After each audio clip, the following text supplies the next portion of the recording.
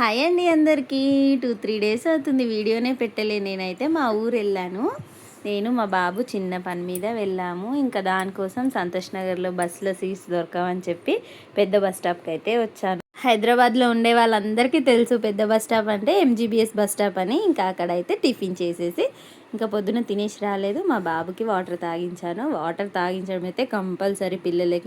Summer వచ్చింది కదా, ఫుల్గా ఎండలు కొడుతున్నాయి. వాళ్ళు అస్సలు చెప్పలేరు, దాహం వేస్తుంది కాబట్టి అప్పుడప్పుడు వాటర్ తాగిస్తూనే ఉండాలి. ఇంకా అంతలో మా తోటి కోడలు కూడా వచ్చింది. నేను మా సిస్టర్ ఇద్దరు కలిసి వెళ్ళాము. ఇద్దరు పిల్లల్ని తీసుకొని ఇంకా పెద్ద పిల్లల్ని అయితే ఇంట్లోనే వదిలేసాము. మా సిస్టర్స్ చూసుకుంటున్నారు.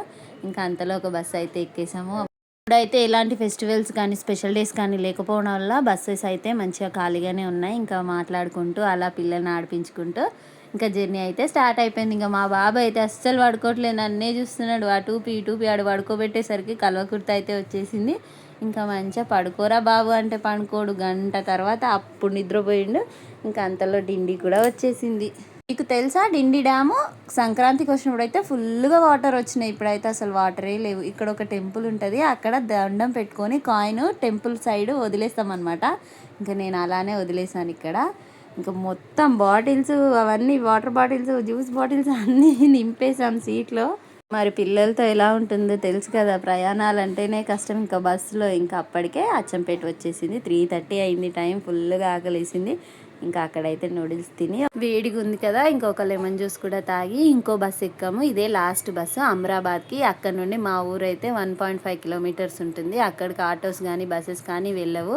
ఇంకా ఆటో అయితే 150 రూపీస్ ఛార్జ్ చేస్తారంట. ఇంకా మేమైతే నడుచుకుంటూ వెళ్ళాము. మేము బస్ దిగేసరికి మా మామయ్య అయితే ఎదురు నిల్చున్నాడు తీసుకెళ్ళడానికి. ఇంకా మా శౌర్యగాడు అయితే ఎవరి దగ్గరికి వెళ్ళట్లేడు, నా దగ్గర మా సిస్టర్ దగ్గరే ఉన్నాడు. మా రుద్ర అయితే వాళ్ళ తాత దగ్గర మంచిగా వెళ్తున్నాడు ఎత్తుకొని.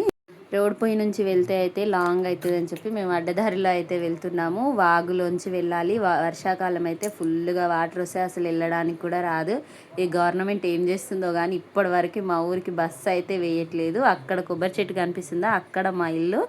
ఇంకా నడుచుకుంటూ అయితే వచ్చాము. ఇదే స్కూలు, కనీసం స్కూల్ని కూడా డెవలప్ చేస్తలేరు ఊర్లో అయితే. మరి ఘోరంగా ఉన్నాయి పరిస్థితులు.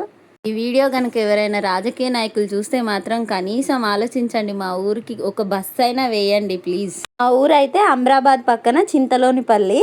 ఎవరైనా చూస్తే మాత్రం కంపల్సరీ స్పందించండి. ఓకే, మరి ఈ వీడియో నచ్చితే ప్లీజ్ సబ్స్క్రైబ్ చేసుకోండి. మేము ఊరు ఎందుకు వెళ్ళామో నెక్స్ట్ వీడియోలో చెప్తాను. Bye bye.